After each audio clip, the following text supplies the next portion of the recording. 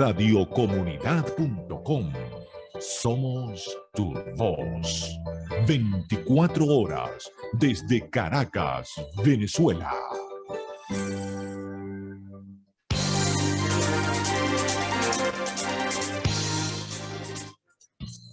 Saludos y bienvenidos a su programa ¿Qué se dice de economía? Aquí en radiocomunidad.com. Quienes habla Oscar José Torrialba. Es un placer siempre abordar con ustedes todos los viernes de 4 a 5 de la tarde temas económicos desde los fundamentos del libre mercado y de la libertad individual. ¿Qué se dice de economía? Recuerden todos los viernes de 4 a 5 de la tarde en radiocomunidad.com.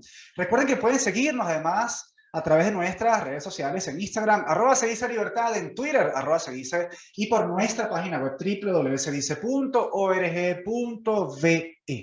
Se acaba de anunciar un incremento del salario mínimo. Se acaba de anunciar, no ha sido puesto en ejecución, no está aprobado en Gaceta, pero ya se anunció y ya esto significa un cambio en las expectativas de las personas. Vamos a explicar qué significa, que ya podemos ver los efectos del incremento del salario si es que lo hay. Pero en efecto, bueno, antes de comenzar con las impresiones, vamos a leer la nota de prensa propio de esta noticia que nos trae, y déjenme averiguar acá, que nos trae eldiario.com. Desafortunadamente perdí la imagen, pero vamos a leer la nota de prensa. El régimen de Nicolás Maduro anunció este jueves 3 de marzo un incremento del salario mínimo, el cual es equivalente a medio petro. De acuerdo al Banco Central de Venezuela, un petro tiene un valor de 262.062 bolívares, por lo que el sueldo pasará de 7 bolívares, 10 bolívares integrales, a 126 bolívares. Asimismo, detalló que el valor del bono de alimentación que complementa el salario es de 45 bolívares, estamos hablando, 151 bolívares bruto en general, ¿no? El salario integral. Entonces, no voy a leer la nota de prensa como tal, sino nos vamos a ir directamente a qué significa esto del incremento del salario y cómo esto varía en cuanto al tiempo, ¿no?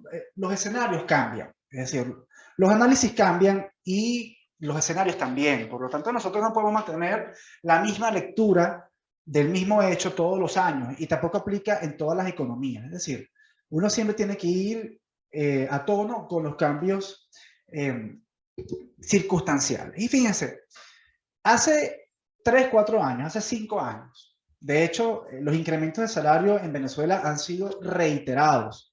Ya llevamos un buen tiempo en el que el salario se quedó completamente rezagado y ese rezago del salario ha traído consecuencias. Pero sin adelantarme, hace 5 años aproximadamente, si tú incrementabas el salario mínimo, pues entonces tenías un efecto en los precios, es decir, había un efecto que se trasladaba directamente en los precios. ¿Por qué? Hay que entender el por qué ocurría esto. ¿Cuáles son las razones por las cuales puedes aumentarle el ingreso a una persona? Bueno, puede ser por un aumento de productividad de la empresa en general, un aumento en la productividad de la persona. Puede ser porque aprecias al trabajador y no lo quieres perder. Es decir, estás compitiendo contra otros posibles empleadores en retener a un personal valioso. Eso es lo que técnicamente podemos llamar un aumento en la demanda de trabajo. O podemos tener entonces una disminución, como una tercera opción, una disminución de los costos en general, lo que te da una mayor holgura, por la cual, bueno, remuneras más a tus trabajadores. Puedes tener esas 3 posibilidades. Ahora, si esas 3 posibilidades no ocurren en una economía y tú aumentas el salario por decreto, pues entonces tienes este panorama. Supongamos que tienes una empresa que tú le tienes que pagar a 3 personas. No aumentaron las ventas, no disminuyeron los costos y, bueno, si alguien se va, tú puedes sencillamente cambiarlo por otro empleado. Es decir, no existe una intención de retener al personal que ya tienes, lo puedes sustituir. Es decir, la demanda de empleo no es tan elevada ni tan fuerte. ¿Qué ocurre ahí? Pues si tú tienes que cumplir con ese aumento de salario, y eso es lo que en efecto le pagas a las personas, es decir, las personas ganan salario mínimo, es lo que le pagas. Si existe un aumento del salario mínimo por decreto, por decreto presidencial, es decir, un factor externo viene y te incrementa uno de los costos de tu empresa, pues entonces, ¿cómo tú, si no aumentaron las ventas, si no disminuyeron los costos, cómo tú financias ese incremento del salario para mantener el mismo margen de ganancia, por supuesto? Pues obviamente va a ser a través de un aumento en los precios. El salario mínimo per se, el aumento del salario mínimo per se no es una política inflacionaria. ¿Cuál es la diferencia? En que los salarios mínimos, por lo general, debido a este proceso que estaba explicando, genera un aumento de precios. Pero la inflación es un aumento sostenido y creciente de los precios. Entonces, sí, cuando se aumenta el salario mínimo por decreto bajo estas circunstancias, vas a tener un efecto en los precios. Un efecto, es decir, un aumento en un periodo determinado. Lo vas a tener. No es precisamente inflacionario, porque inflacionario es cuando los precios crecen de forma creciente y constante en el tiempo. Y los precios no crecen de forma constante porque hace un año aumentaron el salario mínimo. No. Si aumenta el salario mínimo, en las próximas 2 quincenas vas a tener un aumento en los precios y ya, hasta ahí llegó el efecto del aumento del salario mínimo. Ahora bien, el aumento del salario mínimo sí puede ser inflacionario vía sector público. Es decir, si aumenta el salario mínimo a tus empleados públicos, y tú no tienes los ingresos fiscales para financiar ese incremento del salario mínimo que tú mismo hiciste, que por supuesto tienes que pagarle a tus propios empleados públicos, y entonces vas y financias ese aumento del gasto a través de emisión de dinero. Si lo haces a través de emisión de dinero, sí vas a tener un efecto inflacionario. Lo vas a tener vía sector público, por supuesto. ¿Por qué? Porque por razones políticas principalmente, o por razones ideológicas, pero por razones políticas, tú aumenta el salario mínimo, no tienes los ingresos para poder afrontar ese incremento que tú mismo hiciste, tienes un aumento en la nómina pública que cada vez creciente, y eso pasó en Venezuela hasta el año 2015, 2016, y desafortunadamente, al no tener las condiciones económicas para poder financiar tu propio incremento del salario mínimo, entonces recurres a políticas inflacionarias para poder pagar ese salario. Ahora, ese panorama cambió. Ese panorama ya no es el que ocurre hoy en día. ¿Qué ocurre hoy en día? Que primero te encuentras con una economía completamente dolarizada. Te encuentras con un salario mínimo que ya tiene un buen tiempo sin aumentar y se quedó completamente rezagado, dado el ritmo con el cual aumentan los precios y aumenta el costo de la vida en bolívares y en dólares en Venezuela. Entonces, al tú tener tan rezagado el salario mínimo, de hecho aquí tengo una data que le va a servir de interés. Fíjense, para poder, nosotros en CEDICE calculamos todas las quincenas el inflaciómetro de CEDICE, que nos da un estimado del consumo promedio para 61 bienes y servicios de una familia de 3 personas. Y esto nos da al 30 de enero, nos da 2.160 bolívares. Y se lo quieren calcular en dólares, 460 dólares. Ahora, si nosotros ganamos salario mínimo, esto equivale a 216 salarios mínimos. Es imposible que una persona viva con un salario mínimo, porque necesita 216 salarios mínimos para poder sostener este nivel de consumo. Como sabemos que el venezolano, la familia venezolana, no gana salario mínimo, se quedó rezagado completamente, entonces la gran pregunta es, bueno, entonces ¿de qué vive el venezolano? Y es que el sector privado, principalmente, ha tenido una respuesta ante esta realidad. Tú no puedes decir, bueno, el salario mínimo es este y te voy a pagar esto, porque nadie en su sano juicio va a trabajar por salario mínimo, porque te alcanza, si acaso, te alcanza para 5 veces transporte urbano, porque el pasaje del transporte de la camionetica está en 2 bolívares. Entonces te alcanza para ir 2 días al trabajo, o sea, sencillamente. Entonces, siendo sensato, es imposible vivir con salario mínimo y es imposible retener a una persona por salario mínimo. Por lo tanto, de manera espontánea, el mismo mercado venezolano, es decir, el mismo sector privado venezolano, ha empezado a ofrecer salarios más atractivos para retener personal. Porque se dice fácil, pero es que al sector privado le cuesta perder personal.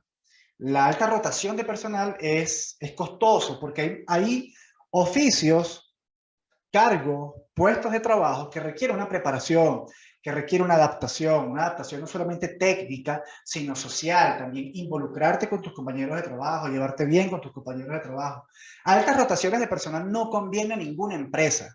Conviene personas que estén involucradas con la marca, que estén involucradas con el objetivo de la empresa, con la misión, visión de la empresa, personas que por supuesto estén involucradas con las tareas que tienen que hacer dentro de su puesto de trabajo, dentro de sus funciones y responsabilidades, y por supuesto, bajo estas circunstancias, tú como mercado estás interesado en ofrecer un salario que te permita retener personal en una economía, en una circunstancia política donde existe una diáspora, donde hay personas que están saliendo de Venezuela, donde hay una fuga de cerebros que se está gestando desde el año 2012, incluso antes, etc. Entonces, el mercado pues no pagó salario mínimo, sino comenzó a pagar un poco más. Si nosotros nos vamos a otras fuentes, pues ese salario mínimo medio, es decir, ese promedio de mínimo que se está pagando en el escalafón más bajo, ronda entre los $80, $100, $120 mensuales. Por supuesto,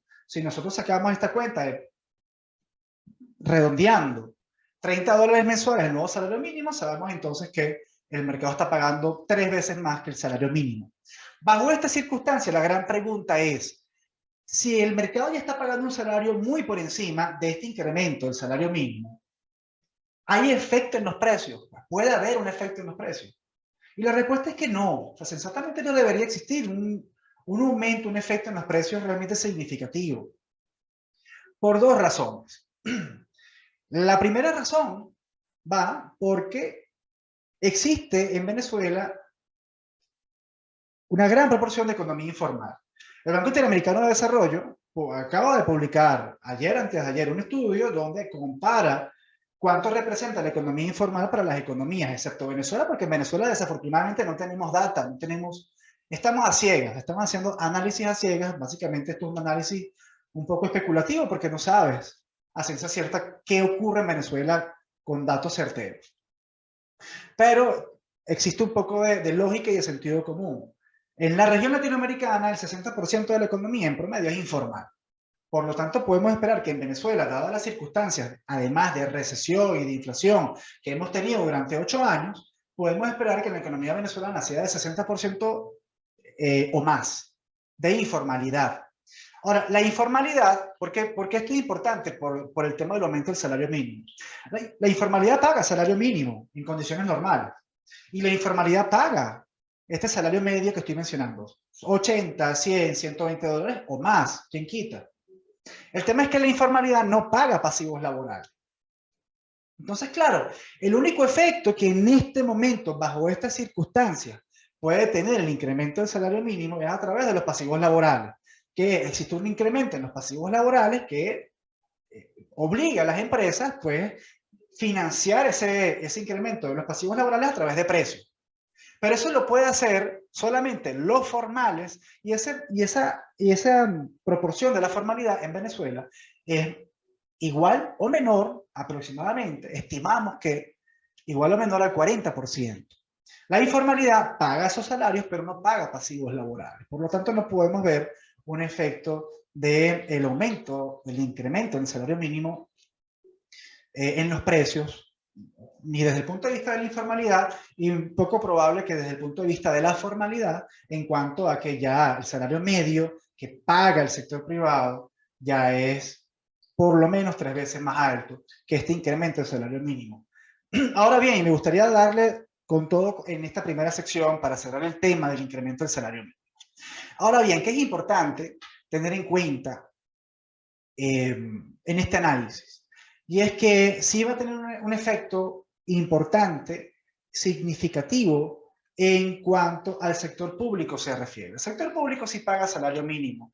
Y obviamente que un empleado público no vive del salario mínimo que cobra, vive de otros ingresos paralelos, que va a horarios, tiene algún emprendimiento que va en paralelo con lo que ofrece, o sencillamente lo que llamamos una distorsión completa de la institucionalidad en Venezuela, que son funcionarios cobrando por los trámites que realizan, cobrando montos aparte. Y eso no es ningún secreto, y por lo tanto no estoy descubriendo el agua tibia con este comentario. Ahora, si incrementa el salario mínimo oficial y tienes que, obviamente, pagarle a toda tu nómina pública, que si bien es cierto ha disminuido en los últimos años, de acuerdo con los resultados de la encuesta nacional de condiciones de vida de la Universidad Católica, sigue siendo significativo. El sector público sigue siendo un sector grande, obeso, que emplea a muchas personas, incluso hasta sin razón. No tiene sentido tener tantas personas empleadas en el sector público. Tienes que pagarles porque tú mismo incrementaste el salario mínimo, es decir, hay un aumento de tu gasto. Y aquí la gran pregunta es, ¿cómo tú vas a financiar ese aumento del gasto? Ahora, existen indicios, de nuevo, no hay cifras, existen indicios de que en la economía venezolana, de que el sector público venezolano está haciendo todo el esfuerzo posible por tener ingresos en dólares a través de impuestos y de tributos. Por eso están anclando al petro muchos servicios públicos, muchos servicios del Estado, es decir, servicios que ofrece el Estado, impuestos y tributos. Y todo lo que está anclado al petro, ya lo hemos dicho en reiteradas oportunidades aquí en que se dice de economía, todo lo que esté anclado al petro está sencillamente dolarizado. Es una dolarización maquillada. Hay un esfuerzo notorio por hacerse como una parte de los recursos, de los dólares que está circulando en una economía cada vez más dolarizada. Cada vez más dolarizada. Básicamente el 99% de los precios, según fuentes, el 99% de los precios están dolarizados. Es una economía muy dolarizada. Y en una economía dolarizada circulan dólares. Y tú tienes que, de alguna manera, buscar como Estado, tú tienes que no. Ellos están buscando la manera de hacerse con una parte de ese flujo de ingresos.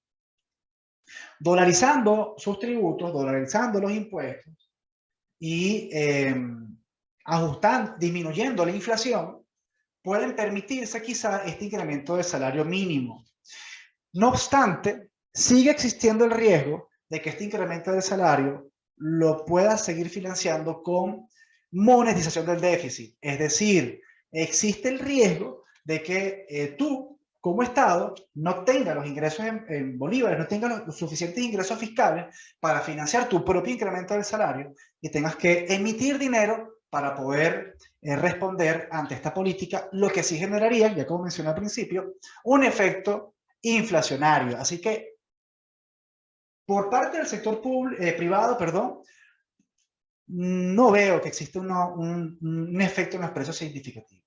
Por parte del sector público, todo va a depender de si el Estado tiene los suficientes ingresos para poder pagar, para poder atender sus gastos corrientes. Y en este caso, poder atender el propio incremento del salario mínimo que ellos mismos han establecido. Si no son capaces de atenderlo y emiten dinero para poder atenderlo, entonces sí vamos a ver un efecto inflacionario producto de esta política. Vamos con una primera pausa y regresamos con mucho más de qué se dice de economía aquí en radiocomunidad.com.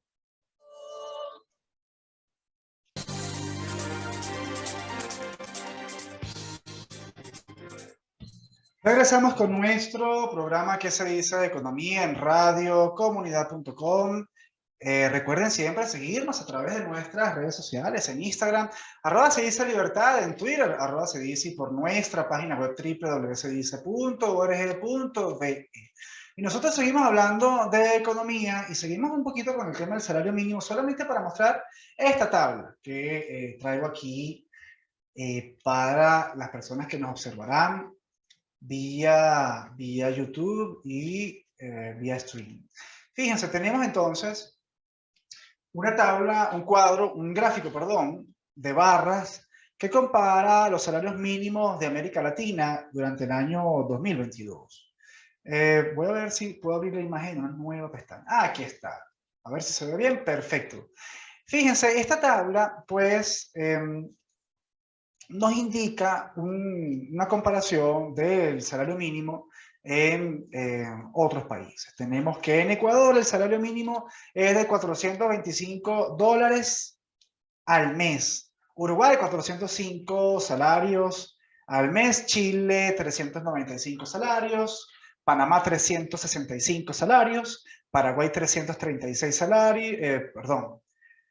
$425, perdón, $425, Uruguay 405, Chile 395, Panamá $365, Paraguay 336, Bolivia 313, vamos a ubicarme por acá, México 256, Colombia 244, Perú 233, Argentina $233 el mínimo y Brasil $214. Esto es el salario mínimo. Ahora bien, la gran pregunta es, bueno, la solución de los problemas económicos en Venezuela va por aumentar el salario mínimo a los niveles de México, o a los niveles de Bolivia, o a los niveles de Chile o Ecuador. Ahí está realmente la solución del problema, está en incrementar el salario sin evaluar todo lo que hemos mencionado anteriormente, es decir, sin evaluar las condiciones económicas en Venezuela, sin evaluar el mercado laboral en Venezuela, sin evaluar el mercado laboral en Venezuela, sin evaluar los costos de la formalidad en Venezuela, sin evaluar los costos de los servicios en Venezuela, y no solamente los costos de los servicios, me refiero a costos en cuanto a la pésima calidad de los servicios en Venezuela, sin evaluar absolutamente nada, pues no, sería muy irresponsable. La solución no está en incrementar el salario mínimo.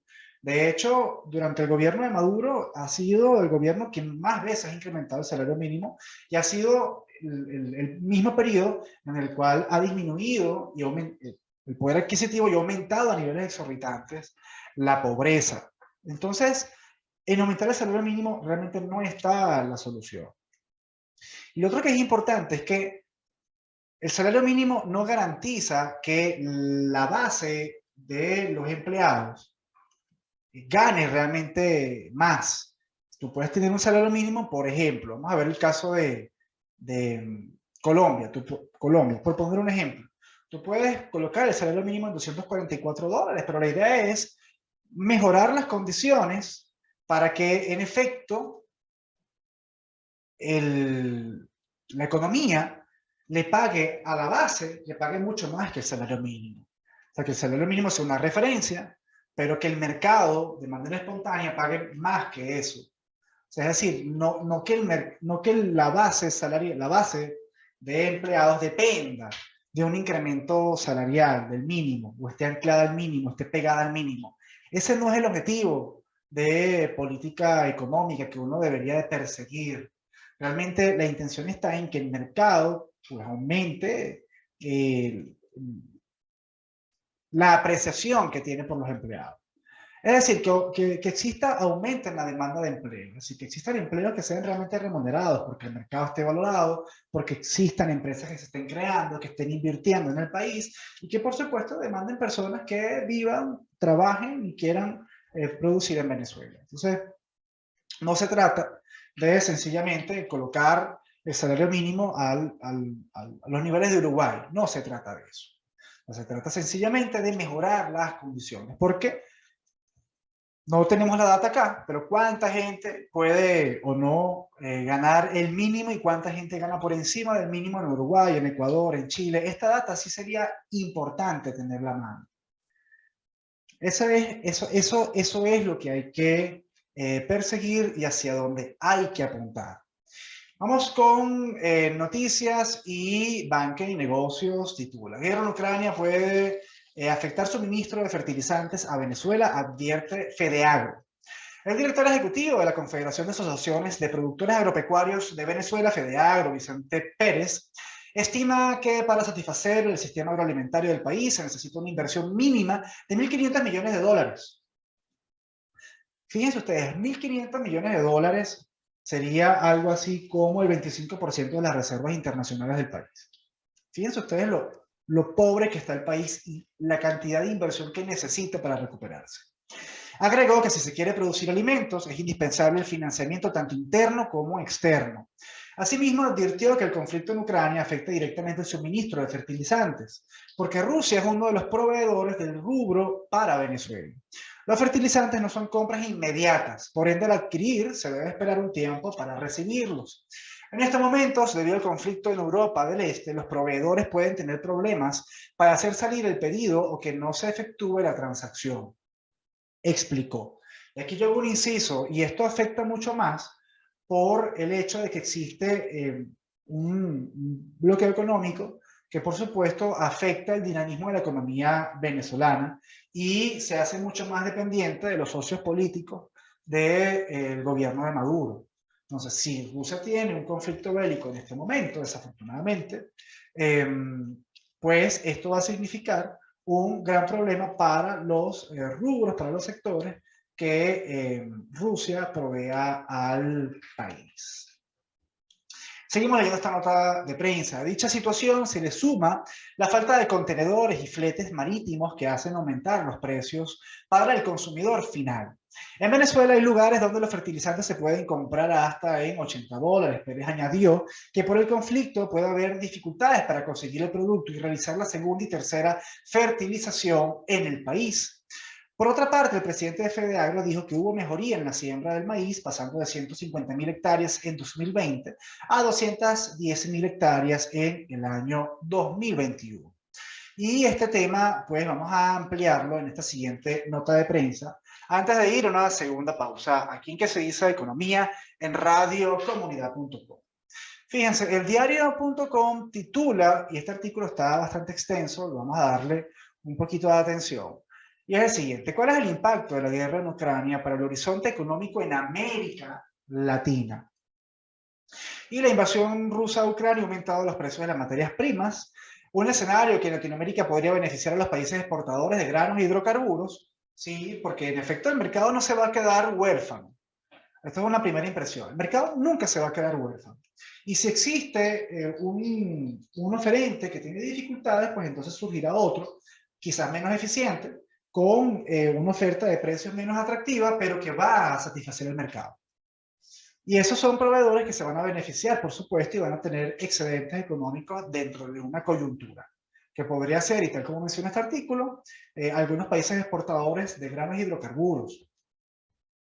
Pero perjudicaría a los importadores, tal como hemos visto en la nota de prensa anterior. Si nosotros vamos a importar fertilizantes, pues entonces vamos a tener un gran problema, porque quien nos suple de fertilizantes, o sea, fíjense, si yo tengo un conflicto bélico o cualquier tipo de conflicto, un evento climático, un conflicto bélico o un evento político que no le permita a uno de mis proveedores internacionales proveerme, valga la redundancia, de algún producto.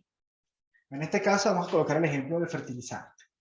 Y yo Venezuela, tengo que importar fertilizantes para poder mantener mis niveles de producción. Perfecto.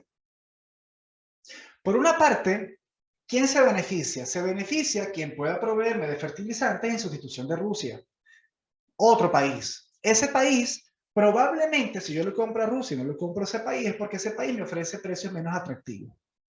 Si yo, ojo, esto dejando de lado el tema de las sanciones económicas, el tema del bloqueo económico, etc. Si yo tengo este problema con mi proveedor, entonces voy a ir al second best, es decir, voy a ir al segundo proveedor que me ofrece un precio menos atractivo, pero va a satisfacer mi demanda. ¿Quién se beneficia? Se beneficia ese proveedor, porque va a atender un mercado insatisfecho que está dejando este proveedor que está en conflicto.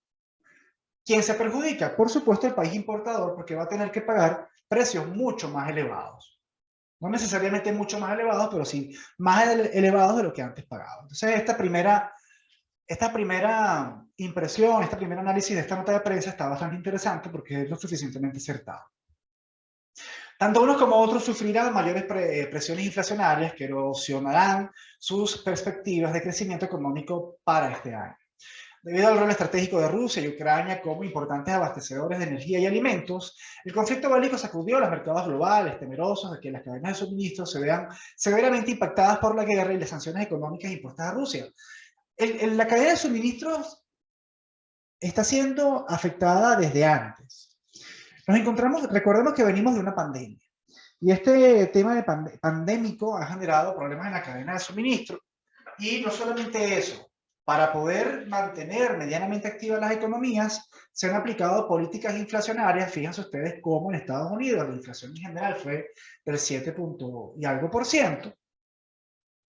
Y esto en general, Estados Unidos tiene una economía muy grande y hay muchos rubros. No sabemos cuánto ha sido el incremento de todos los rubros en general. No tenemos el detalle. Tenemos el general, Y en general suele ser un poquito misericordioso con la data.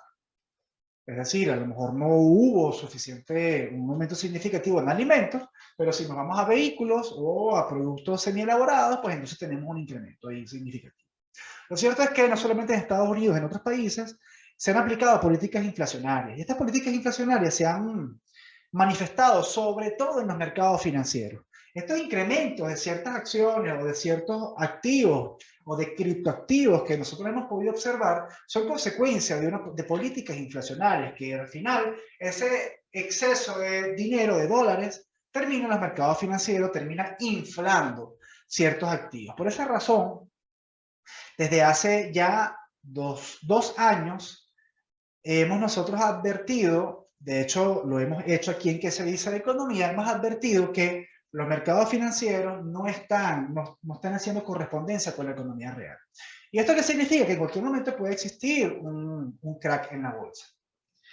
Bajo las circunstancias políticas, geopolíticas y bélicas en las cuales nos encontramos, estas probabilidades aumentan notoriamente. Es decir, nos encontramos en un escenario realmente delicado, porque ya el conflicto bélico provocado por la invasión, porque es una invasión de Rusia y Ucrania, va a generar problemas en la cadena de suministro a los que ya estaban presentes en un entorno donde tenemos unos mercados financieros tambaleándose, completamente inflados, y una economía real que no logra recuperarse del todo. Entonces nos encontramos, sí, en efecto, bajo unas circunstancias peculiarmente delicadas. Y fíjense ustedes, producto de serias distorsiones que no solamente ha ocasionado un confinamiento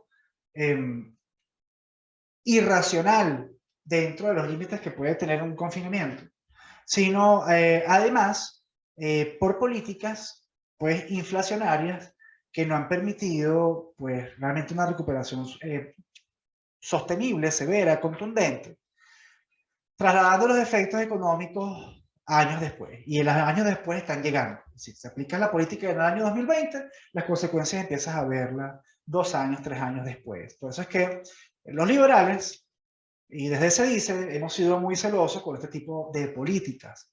Es preferible esperar que el mercado se reajuste ante un shock externo tan delicado como lo es la crisis por COVID-19, que ha afectado a la cadena de suministros, por supuesto, ha afectado a muchas empresas, dejó a muchas personas sin empleo. La economía tiene que reestructurarse nuevamente, atender las nuevas necesidades, los nuevos requerimientos, antes que aplicar políticas inflacionarias para sostener rubros que ya quizá no sean tan atractivos como lo eran anteriormente, o sostener mercados que antes eran atractivos ya no lo son, porque la realidad cambió. Y tal y como mencioné en la sección pasada, el análisis y las políticas que tú aplicas, todo lo que tenga que ver con economía, pues tienes que ajustarlo al tiempo, lo tienes que ajustar al momento. Y eso desafortunadamente no ha ocurrido en ciertas políticas que se han aplicado. Entonces el panorama es severamente delicado si tomamos en consideración estos datos y estas impresiones que hemos dado hasta ahora. El artículo está muy interesante, pero por falta de tiempo vamos a ir a una segunda pausa y regresamos con mucho más de qué se dice de economía aquí en radiocomunidad.com. Continuamos con nuestro programa que se dice Economía aquí en radiocomunidad.com. Recuerden que pueden seguirnos nuevamente a través de nuestras redes sociales en Instagram, @sedice_libertad, en Twitter, @sedice, por nuestra página web www.sedice.org.ve.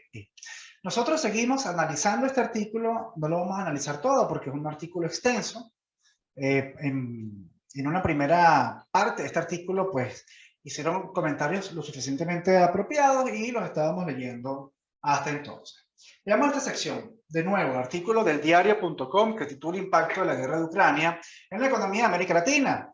El petróleo y el gas entre costos y beneficios. Desde la invasión rusa a Ucrania, los precios internacionales de los hidrocarburos se han disparado por los temores a una interrupción del suministro procedente de Rusia. El país invasor es uno de los mayores productores globales de petróleo y gas.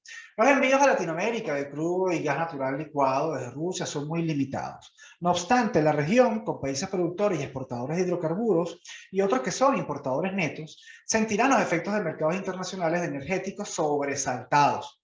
Puede ocurrir sobre todo en Europa, donde se surten de gas y de gas ruso.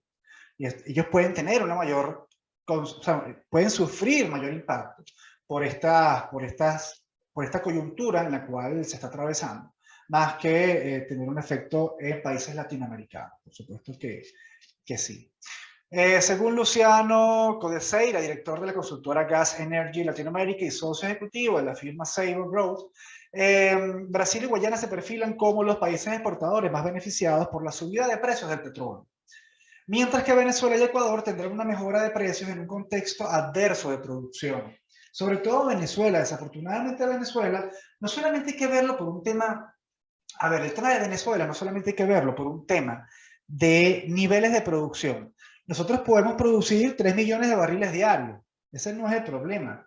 El problema está en cuáles son los costos de producción por barril de petróleo, cuántos barriles de ese 100% están comprometidos en temas de convenios y en temas de deuda, y cuáles son los riesgos asociados al tema del aumento de la producción. O sea, aquí tenemos tela para cortar. O sea, no se trata solamente de niveles de producción, se trata del costo de la producción. O sea, eso es un elemento importante, porque no es lo mismo los costos de producción de Arabia Saudita a los costos de producción de Venezuela.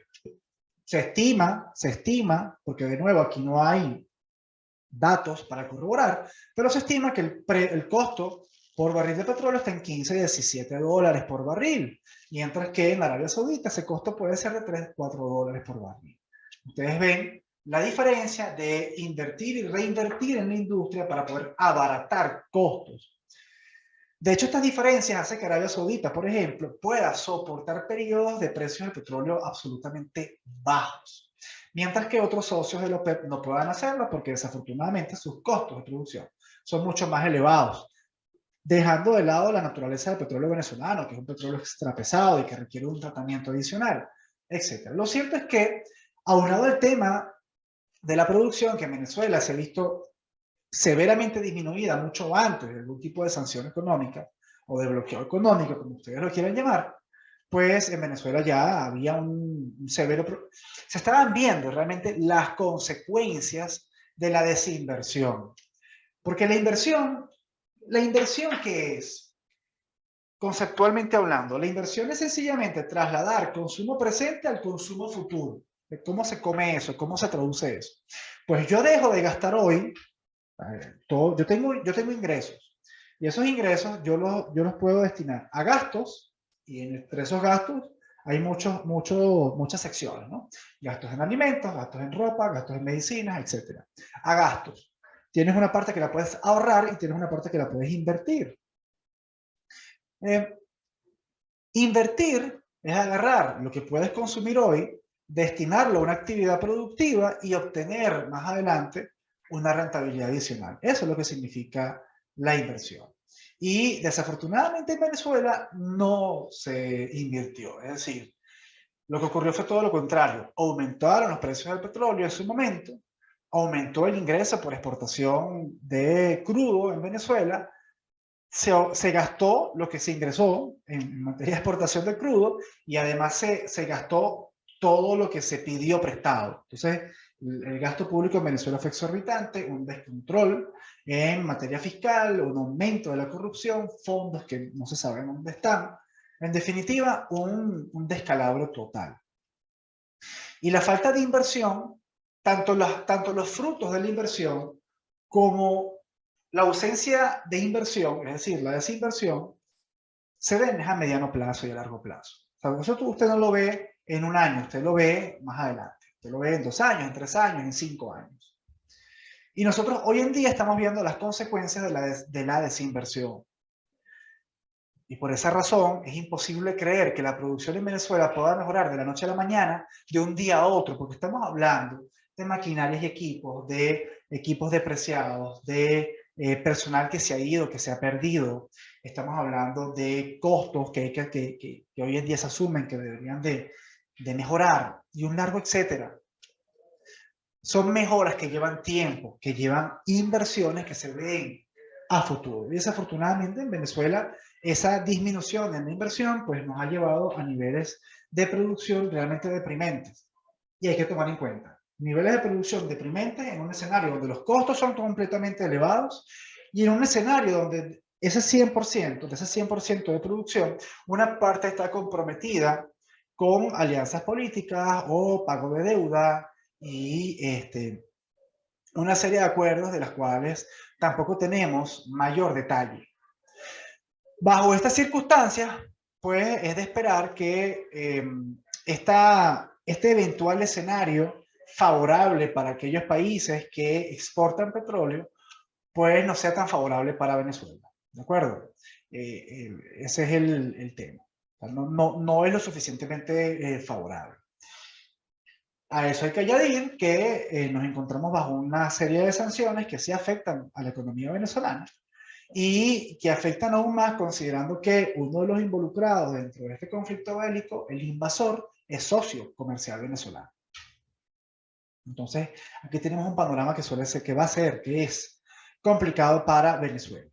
Seguimos leyendo esta nota de prensa de nuevo del diario.com, impacto guerra Ucrania en la economía de América Latina. Agro, entre el alza de los precios y la falta de fertilizantes. El conflicto bélico entre Ucrania y Rusia también tiene fuertes repercusiones en los mercados agrícolas, donde varios países latinoamericanos tienen un fuerte peso a nivel global y donde los precios de granos y derivados se han disparado. Rusia y Ucrania concentran cerca de un cuarto de las exportaciones mundiales de trigo, cereal del que Argentina también es un importante productor mundial. Ucrania también es un jugador clave del mercado de maíz, dominado por Estados Unidos, Brasil y Argentina. Es, además, junto con Rusia, un fuerte exportador de aceite de girasol, en competencia con este y otros aceites vegetales producidos por Argentina y Brasil, países que se beneficiarán de mejores precios, aunque tendrán una cosecha agrícola más pobre debido a la sequía. Fíjense que aquí se están conjugando los problemas bélicos, problemas políticos, con problemas también estacionales, es decir, dependen de las estaciones. Lo que puede tener como consecuencia, indiferentemente de que tengamos países vecinos que pudieran suplirnos de estas materias que van a ser difíciles de comercializar, pese a que están cerca, pues es de esperarse que los precios en términos generales pues aumenten. Es decir, vamos a ver algunas consecuencias en materia económica con relación a algunos rubros y esto puede tener un efecto en cadena, es decir, no solamente se ven perjudicados el precio de las materias primas, sino se puede ver perjudicado todo aquello que se haga o que se elabore con esas materias primas.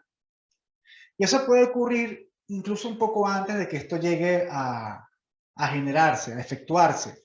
¿Por qué? Porque el mercado es especulativo, porque ya se generan expectativas y los agentes económicos tratan de adelantarse ante esos escenarios. Si yo sé que va a aumentar el precio de mis materias primas, probablemente ya yo voy aumentando los precios desde ahorita para poder hacer frente a ese incremento de materias primas que probablemente se me esté avecinando. O sea, tienes un efecto literalmente especulativo en los mercados que pudiéramos estarlo observando a partir de ahora.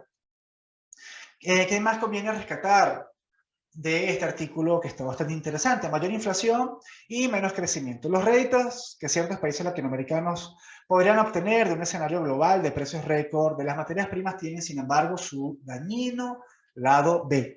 Mayor inflación doméstica de la mano de crecientes precios de los alimentos y de la energía, impactando estos últimos en los costos de servicios e industrias. Y cabe acotar que ya el precio de los alimentos ha venido aumentando desde la pandemia. De hecho, he estado observando en efecto que Naciones Unidas ha estado advirtiendo que en efecto el precio de los alimentos a nivel global ha ido aumentando y tiene mucho que ver con este problema de la cadena de suministro. Y alimentos es un rubro importante porque es el último rubro al cual se renuncia. Por lo tanto, ese rubro, el aumento de ese rubro, impacta severamente en el poder adquisitivo de las personas. Por lo tanto, vamos a ver unas consecuencias importantes e interesantes en el poder adquisitivo de la gente. Bueno, ya dejando este artículo hasta acá, vamos con una última nota de prensa que nos trae Banca y Negocios para precisar antes de que terminamos el programa de hoy viernes, y es que Banca y Negocios titula: Impuesto a las grandes transacciones financieras se transforma en una bola de nieve a lo largo de la cadena productiva, advierte Colindustria. Ya vamos a ver por qué. El presidente de la Confederación Venezolana de Industrias, Colindustria, Luigi Picela, dice que hay que recuperar el poder adquisitivo y darle sentido a la remuneración de los trabajadores. Sobre la competencia con productos importados, indicó que todos los días se suma un componente más. En primer lugar, están exonerados 4.485 productos, hay 3 prórrogas y la última se vence el 31 de marzo. Y los empresarios venezolanos desconocen si se va a volver a prorrogar. Aquí estamos hablando sobre el tema de los aranceles de productos que antes estaban exonerados y que ya no lo van a estar. Es decir, un aumento de nuevo de la presión tributaria en esta oportunidad a través de los aranceles. Por otra parte, señaló que desde 2021 hay una sobrevaluación de la moneda nacional, lo que hace que los productos marcados en dólares suban más, pero en detrimento de la producción nacional y de la exportación, porque los productos se hacen más costosos. Publicación de reforma al impuesto a las grandes transacciones financieras. El presidente de Colindustria considera que la entrada en vigencia de la reforma al impuesto a las grandes transacciones financieras va a ir en detrimento de la industria nacional, incluso un poco más que los productos importados, es decir, de este tema de los aranceles. Es dañina para el precio y la inflación porque ella arranca con una métrica sobre la materia prima del 3%, que se transforma en una bola de nieve a lo largo de toda la cadena productiva. Sin embargo, el producto importado no tiene ese eslabón de producción, porque solo va a pagar el impuesto en la comercialización. Fíjense que tenemos este tema del impuesto a las grandes transacciones financieras y desafortunadamente va a ser aplicado a transacciones en dólares en una economía altamente dolarizada, donde se estima que el 70% de los pagos se efectúan en dólares. Entonces tenemos aquí un aumento de la presión tributaria, de nuevo, y como ya venía mencionando anteriormente, el fisco tratando de hacerse con una parte de ese flujo de dólares que está circulando en la economía venezolana. Recordemos que el impuesto a las grandes transacciones financieras, primero, no se aplica a las grandes transacciones financieras. No está tipificado cuáles son o qué se considera una gran transacción financiera. Se considera una gran transacción financiera toda aquella realizada por los sujetos pasivos especiales. Y sujeto pasivo especial puede ser todo aquel que tenga ingresos brutos anuales por $128. Es decir, cualquier pequeño comerciante puede ser un sujeto pasivo especial. Por lo tanto, se espera que una gran cantidad de comerciantes, formales por supuesto, tengan que pagar este impuesto. Y esto va a tener un efecto, claro que va a tener un efecto en el ingreso disponible de las personas al final de cuentas. Y eso es lo que hay que tener en cuenta acá. Porque también se involucran a las personas naturales que estén comercializando con sujetos pasivos especiales cuya probabilidad es bastante alta.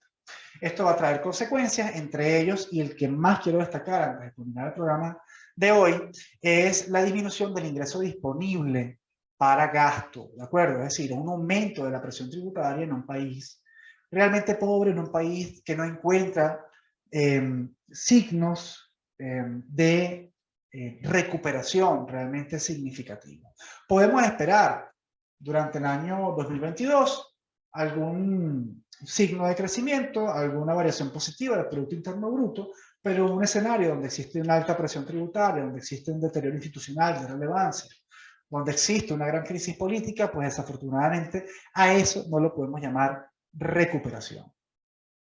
Bien, a ver, no sé si tenga otra cosa por aquí que pueda escapar. Bien, vamos a despedir el programa de hoy, esperando que el contenido de este programa haya sido de completo agrado. Recuerden que se dice de economía se transmite todos los viernes de 4 a 5 de la tarde aquí en radiocomunidad.com. Se despide Óscar José Torrealba, siempre, por supuesto, esperando que tengan una excelente tarde, una bonita tarde y sobre todo un muy feliz fin de semana.